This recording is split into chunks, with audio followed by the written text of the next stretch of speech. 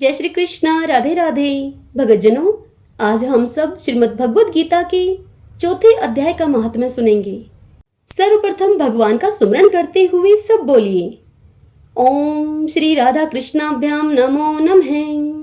श्री लक्ष्मी नारायण भगवान की जय। भगवान शंकर माता पार्वती की जय। यह कथा आप सब पद्म पुराण से सुन रहे हैं।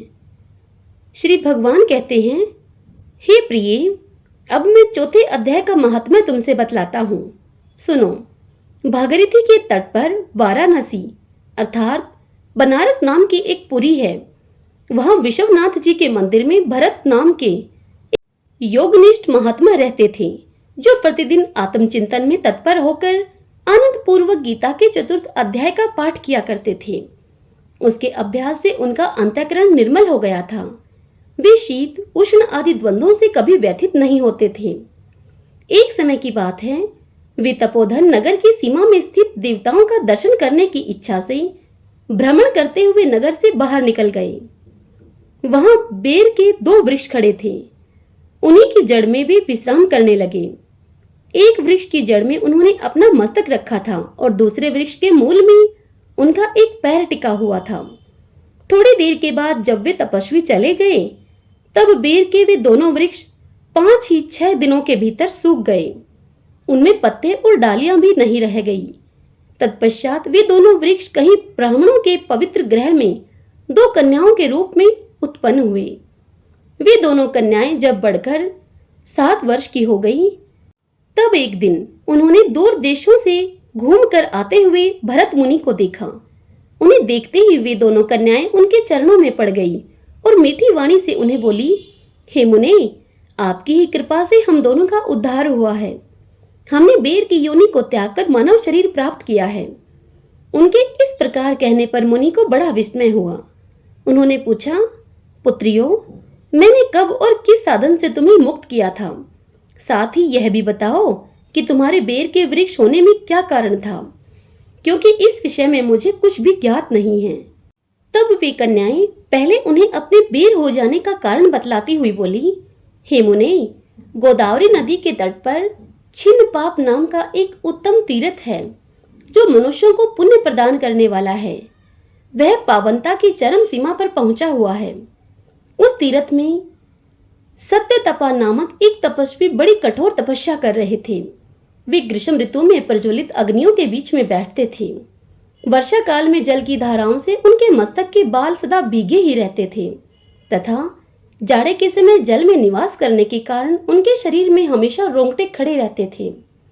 वे बाहर भीतर से सदा शुद्ध रहते, समय पर तपस्या करते तथा मन और इंद्रियों को संयम में रखते हुए परम शांति प्राप्त करके आत्मा में ही रमण किया करते थे। वे अपनी विद्वता के द्वारा जैसा व्याख्यान करते थे, उसे सुनने के लिए साक्षात ब्रह्मा जी भी प्रतिदिन उनके पास उपस्थित होते और उनसे प्रश्न किया करते थे। ब्रह्मा जी के साथ उनका संकोच नहीं रह गया था, अतः उनके आने पर भी वे सदा तपस्या में मगन रहते थे। परमात्मा के ध्यान में निरंतर संलग्न रहने के कारण उनकी तपस्या सदा बढ़ती रहती थी। सत्य तपा को जीवन मुक्त के समान मानकर इंद्र को अपने समृद्धशाली पद के संबंध में कुछ भय हुआ। तब उन्होंने उनकी तपस्या में सैकड़ों विघ्न डालने आरंभ कर दिए।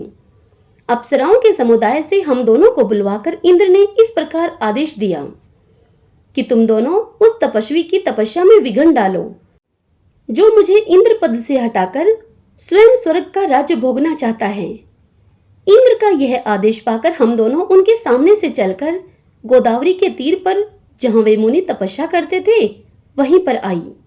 वहां मंद और गंभीर स्वर से बजते हुए मृदंग और मधुर वेणुनाद के साथ हम दोनों ने अन्य अप्सराओं के सहित मधुर स्वर में वहां गाना आरंभ किया। इतना ही नहीं, उन योगी महात्माओं को वश में करने के लिए हम लोग स्वर, ताल और लय के साथ नृत्य भी करने लगी। बीच बीच में जरा जरा सा आंचल खिसकने पर उन्हें हमारी छाती भी दिख जाती थी। हम दोनों की उन्मत्त गति काम भाव का उद्दीपन करने लगी थी, किंतु उसने उन निर्विकार चित्त वाले महात्मा के मन में क्रोध का संचार कर दिया। तब उन्होंने हाथ में जल लेकर और उस जल को छोड़कर हमें क्रोध पूर्वक श्राप दिया। अरे, तुम दोनों गंगा जी के तट पर बेर के वृक्ष हो जाओ। यह सुनकर हम लोगों ने बड़ी विनय के साथ उनसे कहा, हे महात्मन, हम दोनों पराधीन थी, अतः हमारे द्वारा जो दुष्कर्म बन गया है उसे आप क्षमा करें। इस प्रकार कहकर हमने मुनि को प्रसन्न कर लिया। तब उन पवित्र चित्त वाले मुनि ने हमारे शापों उद्धार की अवधि निश्चित करते हुए हमसे कहा, भरत मुनि के आने तक ही तुम पर यह श्राप लागू होगा। उसके बाद तुम लोगों का मृत्यु लोक में जन्म होगा और पूर्व जन्म की स्मृति तुम्हें बनी रहेगी। हे मुनि, जिस समय हम दोनों बेर वृक्ष के रूप में खड़ी थी, उस समय आपने हमारे समीप आकर गीता के चौथे अध्याय का जप करते हुए हमारा उद्धार किया था। अतः हम आपको प्रणाम करती हैं। आपने केवल शाप से ही नहीं, इस भयानक संसार से भी गीता के चतुर्थ अध्याय के पाठ के द्वारा हमें मुक्त कर दिया है। श्री भगवान कहते हैं, हे देवी लक्ष्मी, उन दोनों के इस प्रकार कहने पर मुनि बहुत ही प्रसन्न हुए और उनसे पूजित होकर विदा लेकर जैसे आए थे वैसे ही चले गए तथा वे कन्याएं भी बड़े आदर के साथ प्रतिदिन गीता जी की चतुर्थ अध्याय का पाठ करने लगी, जिससे उनका उद्धार हो गया।